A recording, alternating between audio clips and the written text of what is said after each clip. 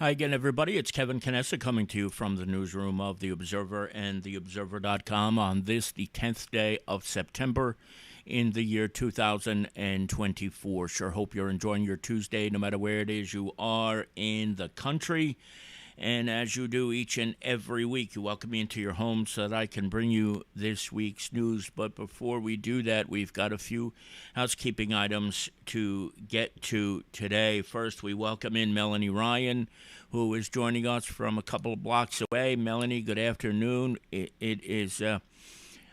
Tomorrow is the 23rd anniversary of September 11th, which is mind-boggling when you think about it. 23 years ago.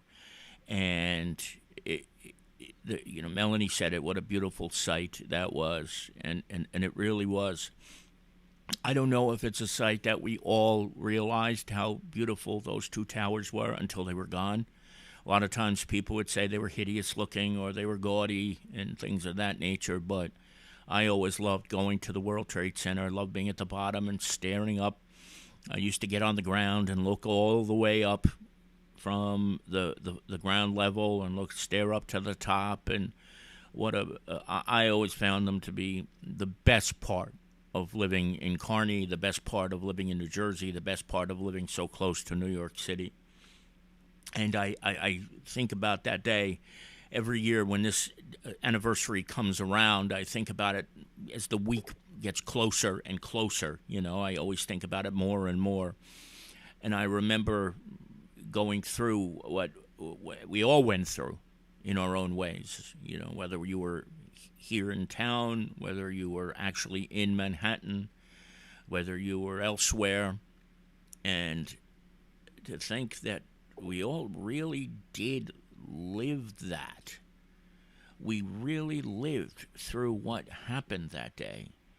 I was in Jersey City on September 11th, and it was the second day of classes that year, and one of my colleagues came up to me and he said, the World Trade Center just blew up or exploded, because at that point we didn't realize what it was.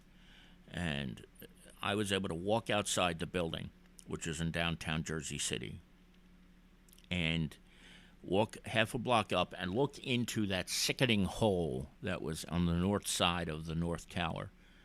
If you're looking at the screen right now, it's the tower on the left with the antenna.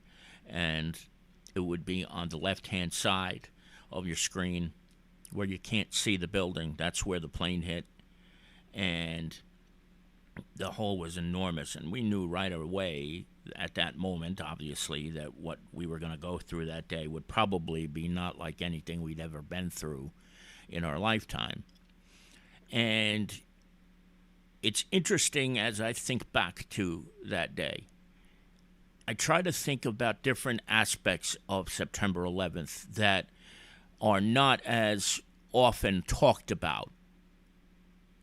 And what you're going to see right now is a picture that was taken. This was one of the pictures that were taken that day of one of the jumpers.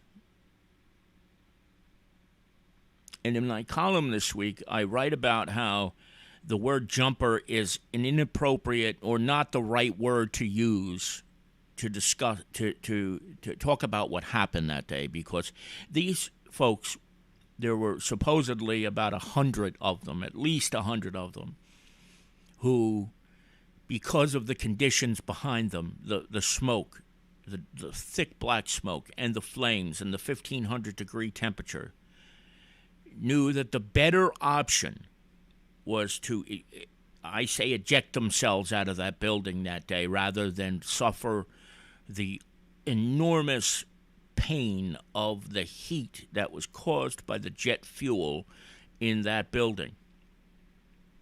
And, nobody in their right mind would have jumped that day if they didn't have to. And that's why I don't like when people say they jumped to their death. No, they were forced out of that building that day. They had no other choice, really, because a human can't tolerate that feeling, that heat. The instinct is to run away from it. And for some of them, it was to run away from the opening in that building. And you think about that. It was that bad that day. That's what they had to do. And I question, I wonder sometimes, each and every year as it gets closer and closer, I think, what were they thinking? What were their final thoughts before they left? And then as they fell through the sky, in many cases, in a graceful and beautiful way, the way they fell. Look at this person here. I'd imagine it's a man. I can't tell with 100% certainty. Maybe it isn't. I don't know. But imagine, look at the way the body is, and it looks like he's getting ready for a dive into an ocean or into a pool with grace.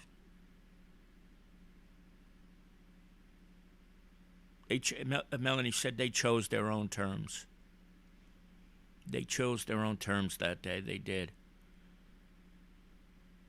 And what had to be going through their minds as they were falling through the sky? It took about 10 seconds to get from about 1,000 feet in the air to the ground. And as Larry Hanlon said here, I'm going to put this up on the screen here, the 9/11 documentary had footage of the god-awful sounds of people hitting the roof in the street. It was horrifying.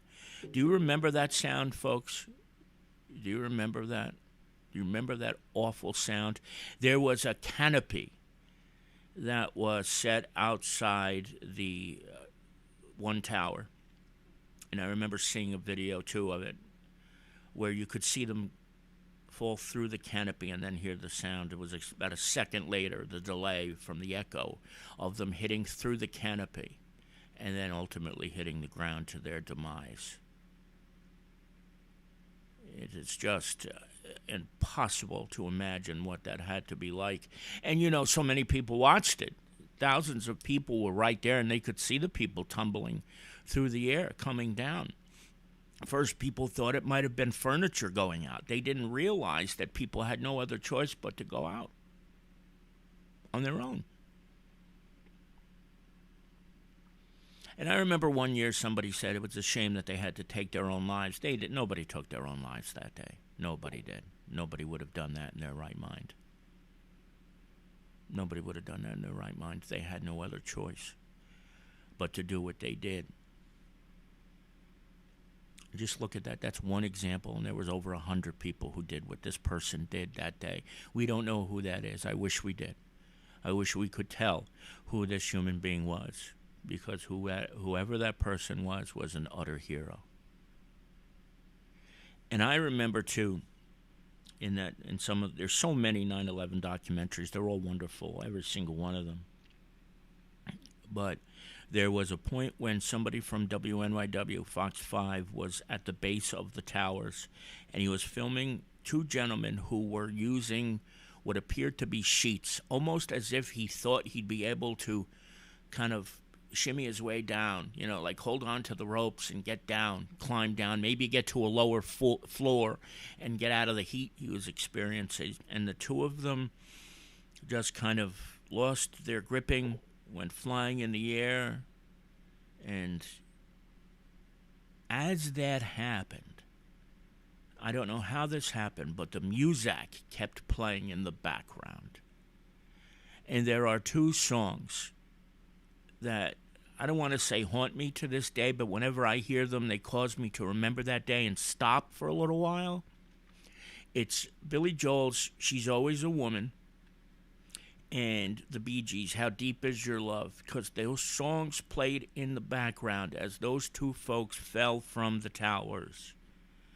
And the music just played on as if there wasn't a care in the world going on at that moment.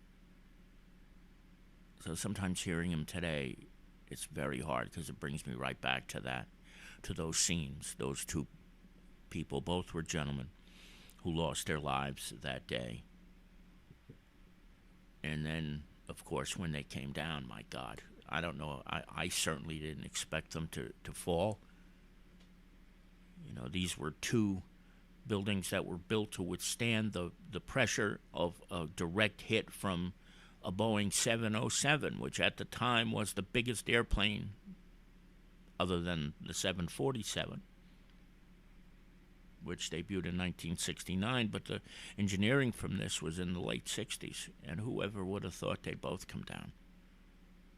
I always wished at times, too, that they would have rebuilt them the way they were, not this thing that's in the middle right now. Well, it looks like a middle finger that's being stuck to people almost sometimes, which is kind of delightful in its own way, saying to the terrorists of Al-Qaeda, F you, we're going on, and that's exactly what we did. How we ever got through it, I don't know. Melanie was talking about smells. 20 blocks north. You never smelled it in your life, but you knew what it was. You knew it was burning metal, you knew it was burning building, and you knew it was burning people. And as the crow flied, I was about a mile away from it on the other side of the Hudson, and that air, after the first day, you probably remember, if you're looking at the screen now, the smoke traveled to the south.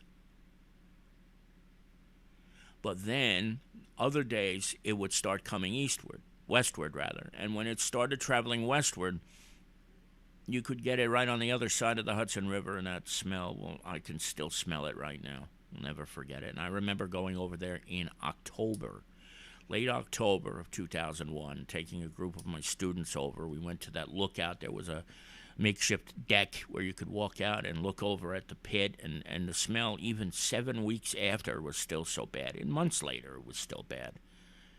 But a day that 23 years later never gets any easier. It never will. What happened?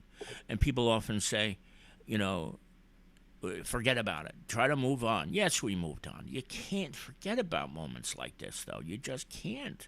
Because when you do, old saying is you're doomed to repeat that kind of history. I'm shocked.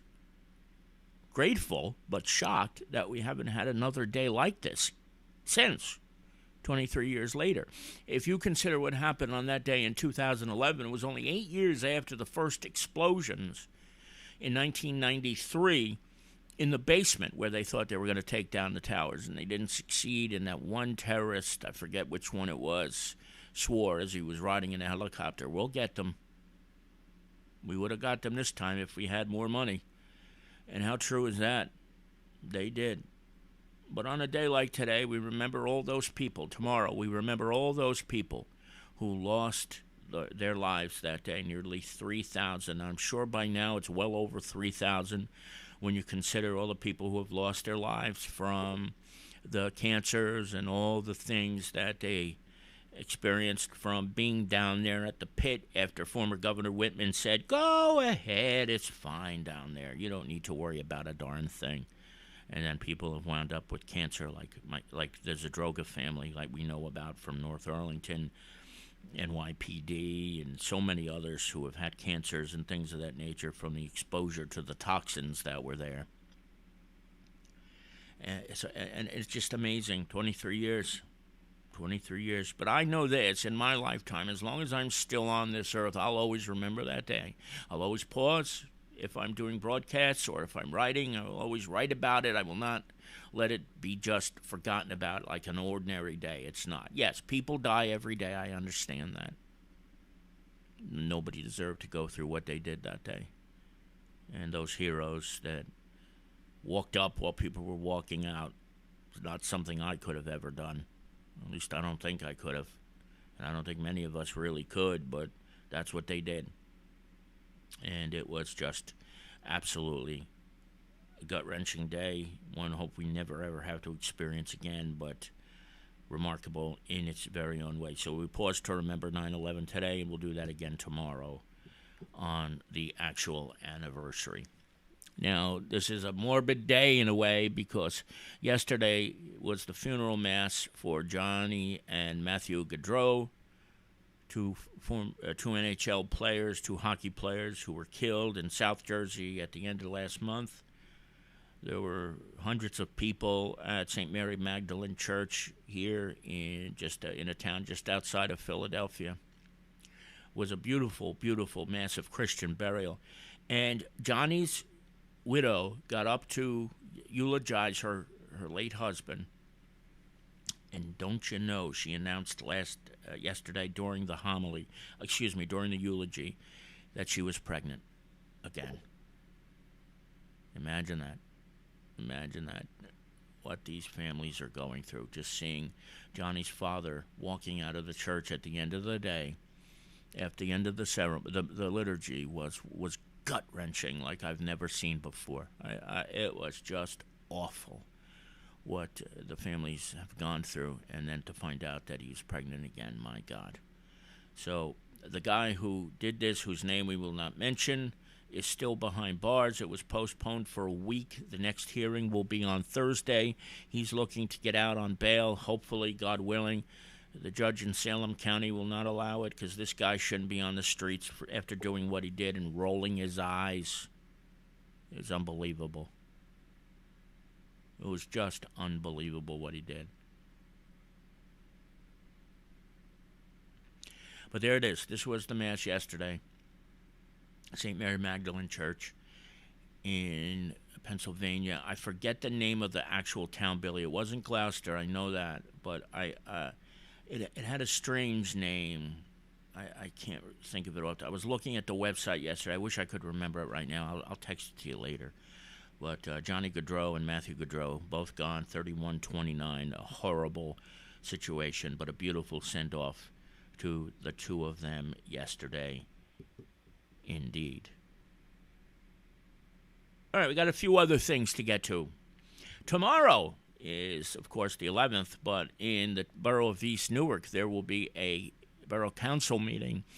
And my understanding is that there will be a change to what the agenda is, and that the ordinance that was introduced in July will be scraped and it will be amended and reintroduced at the meeting tomorrow.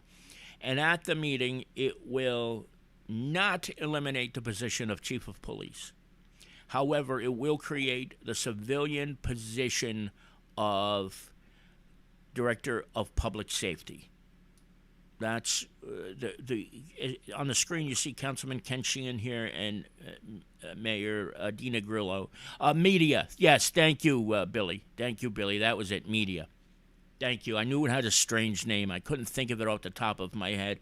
I'm not quite sure why it was there. Maybe it was the size of the church, very big church, and I guess maybe that might have been where they worshipped, even though it was on the other side of the river and they're from Gloucester County. I'm not sure, but that was it, Billy. Thank you. Media, Pennsylvania is where St. Mary Magdalene Church was yesterday. So back to this now. The Councilman Ken Sheehan, who you see on the screen here with Mayor Dina Grillo, was upset that this original ordinance was going to eliminate the position of chief of police while creating a civilian director of police. And he said, listen, I understand you got to make a civilian director right now. We don't have anybody who is yet qualified to be a chief. So we need to create the civilian position, but don't eliminate the chief's position in the process, because then you have to go through the whole process of recreating it if we ever get to the point where we find somebody who is good and can handle that. And I believe that is the case in East Newark. You know, you've got a guy like Sergeant Robert Tomasco, who is the officer in charge, who just became a sergeant not even a year ago, who, when he has more experience, will be more than capable of serving as a chief of police. So the meeting is tomorrow night at 6:30 at East Newark Borough Hall on Sherman Avenue. There was a big crowd last month. There should be a big crowd there tomorrow, and my hope is they do the right thing. Councilman Sheehan fought very hard to keep this in where the chief would not be eliminated. He wanted that. He made it very clear. That's why they tabled it last month. They will have to reintroduce it tomorrow night by law, publish it in the newspaper, and then we'll be up for second reading at the council meeting in October. And if they do create the civilian director while not eliminating the chief of police, I think it's going to satisfy a lot of people because they did not want to see this thing go away. And I think that's the best way to go for now until they have somebody who's ready to serve in that capacity. So if you have no plans tomorrow, although there are numerous September 11th ceremonies tomorrow, including at 6 o'clock in Harrison and in Kearney. There's one at 11 o'clock in the morning in Lyndhurst. I would suggest you go to the meeting, especially residents of East Newark, at 6:30 at Borough Hall, and share your views on this if it gets to that point. But that's what it seems like is going to happen. That doesn't mean it will, because the original agenda, which I saw, had on it that the original ordinance was still on it, but also this amended ordinance for introduction. So you don't need both. You only need one. And my presumption is, based on the new one being on there, that the original one will be scrapped completely at some point tomorrow. But then again, you just never know. So do indeed go if you are an East Newark resident and you have the means to get there, please. It's a very important day indeed for the people of East Newark. So that is tomorrow at 6:30 p.m. Eastern Time. And then every week as we go live for the coming months until this situation is resolved, I am going to simply remind everybody that Juan Barroso Jr. has been suspended for 6+ months. There has still been no resolution to this travesty, this completely unjust and disgusting witch hunt that has happened to him. He has not had a paycheck in 6 months. He has 3 children, 1 on the way. This is still ongoing. As I had mentioned before, I firmly believe the Labor Council for the town of Kearney is stalling on this, because the longer he stalls on it, the more he gets to bill for it. And the more he gets to bill for it, the richer he becomes. And he has no incentive to end this, even though it's at the expense of a man who has 3 children, 1 on the way, a wife, and a brand new house, and who has done more for this town than just about anybody I know in my lifetime. $250,000 donations combined over the years, and this is the way he gets treated. But you're going to find out, I think, when all things are said and done, that this Labor Council is doing this on purpose, because he knows that if this case is settled, he doesn't get to bill anymore. If he doesn't get to bill anymore, he doesn't get any more money. It's pretty clear. Since nobody seems to be able to nobody can talk about it. That's what my thought is on this, that this guy, this Labor Council, who is not an employee of the town of Kearney, is keeping this moving, because the more he does, the more he gets the bill. Who cares if a man doesn't have a salary in his pocket for 6 months? And then all of a sudden, if Juan decides to sue, he'll get his money, which he deserves, and the lawyer still gets his money too. I'm not going to say his name, because his name makes me sick. It really does. And it's a shame, but you can look it up. Do a Google search. You'll find what his name is. And here we are 6 months later, and it's still going on. But I'm going to show this every week until it's over. All right, let's get to this week's newspaper. Last week I had an opportunity to go over to the police department in Lyndhurst and meet this incredible group of people. Margaret, you see here, and Officer Moriali on the screen. Margaret works for Comprehensive Behavioral Health Care in Lyndhurst, and Lyndhurst is well ahead of the curve when it comes to sending out people, counselors, or she is a licensed clinical social worker, to the scene when there is a mental health crisis that doesn't necessarily require a police officer. Now, of course, the police officers go there, and they have different. The social worker isn't always sent to the scene, but it's when it's necessary.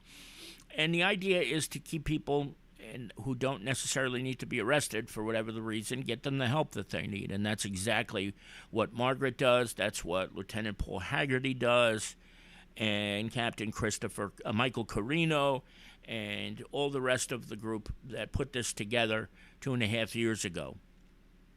And now you may have heard about what happened in Fort Lee a couple of weeks ago, where a woman was killed at the hands of a police officer when the woman was experiencing a mental health crisis. Now the state attorney general has decided that everybody in the state of New Jersey should have a program like Lyndhurst, which is called Arrive First. And I don't know what's going to happen. I don't know if Lyndhurst's program is going to take a back seat now that there's a state program, or if Lyndhurst will get to continue doing it. But I think the purpose of this story was to demonstrate to the people that this program for 2.5 years has been highly successful in Lyndhurst. And in most cases, in this department, they're well ahead of the curve on everything. It's amazing. Whether it's ballistics, training, you name it, they're ahead of the game. And that's the case with this situation that the state attorney general is putting into place as a reactionary measure. Lyndhurst did it as a proactive measure in 2022.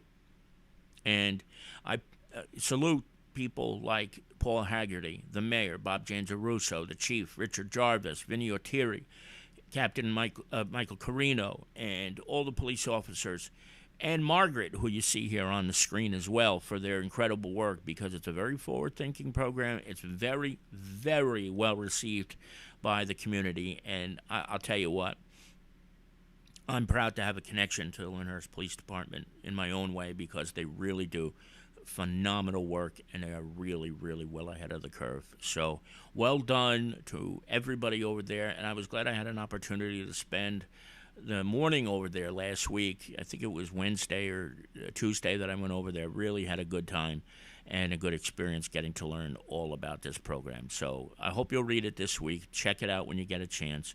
There's plenty to kind of take in. So that was this week's front page. There's a whole bunch of other news as well. I hope you'll read this entire newspaper. Let me just forward here to sports, because our own Jason Bernstein has a first athlete of the week this week.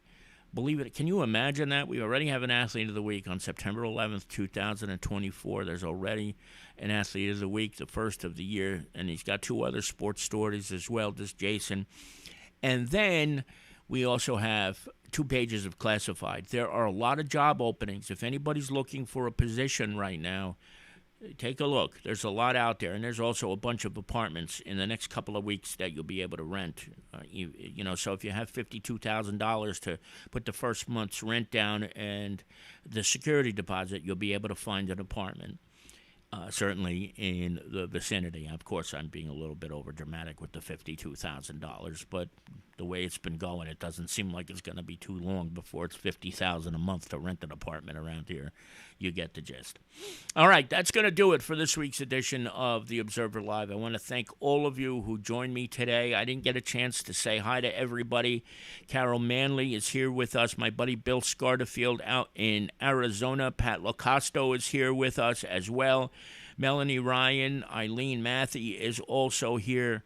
And I think I saw Larry Handlin earlier as well, and I hope I didn't miss anybody else because you're all great. I appreciate you spending time with me each and every Tuesday. We'll be back 1 week from today, but I think we'll probably be around earlier to give you a little bit of an update as to what happened at the East Newark Council meeting tomorrow. And then, of course, if there's any breaking news in the process, we will bring that to you as well. So from the home studio today, it's Kevin Canessa signing off for now, and we hope to see you back here again very, very soon. Have a great day, everybody. Enjoy the rest of this gorgeous day. Bye-bye. Bye, Carol. Thank you.